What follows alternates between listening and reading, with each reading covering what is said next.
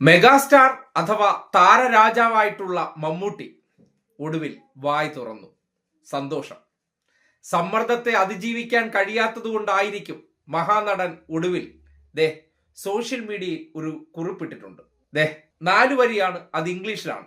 അത് ഇങ്ങനെയാണ്: the youth are the true treasure of our nation.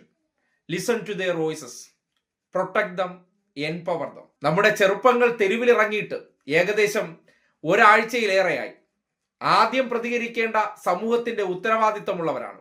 പക്ഷേ പ്രതികരിക്കാൻ ഞങ്ങൾക്കാവില്ലല്ലോ. അങ്ങനെ പ്രതികരിച്ചു കഴിഞ്ഞാൽ ഒരു സ്റ്റാർഡം നിൽക്കുന്ന ഞങ്ങൾക്ക് എന്തെല്ലാം നഷ്ടം വരും.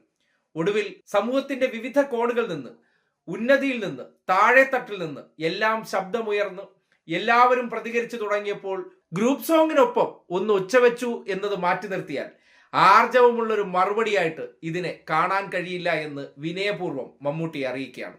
അദ്ദേഹത്തോട് വലിയ ബഹുമാനമാണ്, ആദരവാണ്. നടനെന്നുള്ള നിലയ്ക്ക് അദ്ദേഹത്തിന്റെ കഴിവിലും യാതൊരു എതിരഭിപ്രായവുമില്ല. പക്ഷേ ഒരു കലാകാരൻ എന്നുള്ള നിലയ്ക്ക് രാജ്യത്തിന്റെ ചെറുപ്പങ്ങളുടെ ഒരു വലിയ പ്രതിഷേധം ഈ നാട്ടിൽ ഉരുണ്ടുകൂടിയ സന്ദർഭത്തിൽ ഇങ്ങനെ ആയിരുന്നോ ഒരു മഹാനടൻ കലാകാരൻ പ്രതികരിക്കേണ്ടിയിരുന്നത്? അവരുടെ തല തല്ലിപ്പൊളിച്ച സന്ദർഭത്തിൽ, അവരെ ക്രൂരമായി മർദ്ദിച്ച സന്ദർഭത്തിൽ നമ്മുടെ കൂടി ഭാവി തലമുറയാണ്.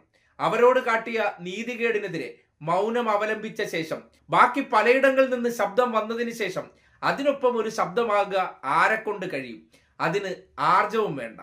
സമൂഹത്തിലെ യൂത്തിന്റെ വികാരമായി കഴിഞ്ഞപ്പോൾ അത് ഞാൻ ഇനിയും മിണ്ടിയില്ലെങ്കിൽ അവരുടെയൊക്കെ രോഷത്തിന് പാത്രമാകുമെന്ന് കണ്ടപ്പോൾ പലരും വായ് തുറക്കാൻ തയ്യാറായിട്ടുണ്ട്. എന്നിട്ടും കേന്ദ്ര സർക്കാരിനെതിരെ ഒരു വാക്കു പറയാതെ ആരോടോ പറയുകയാണ് പ്രൊട്ടക്ട് ദം, എംപവർ ദം. ഇത് ആരെ ബോധ്യപ്പെടുത്താനാണ്? ആർക്കൊപ്പമാണ് നിങ്ങളുടെ നിലപാട്? ആ നിലപാട് പറയേണ്ടത് ശക്തമായ വാക്കുകളിലായിരിക്കണം. നിഷ്പക്ഷമായിട്ടല്ല, ഒരു പക്ഷത്തിനൊപ്പം ചേർന്ന് നിന്നായിരിക്കണം. അത് ശരിയുടെ പക്ഷത്തായിരിക്കണം.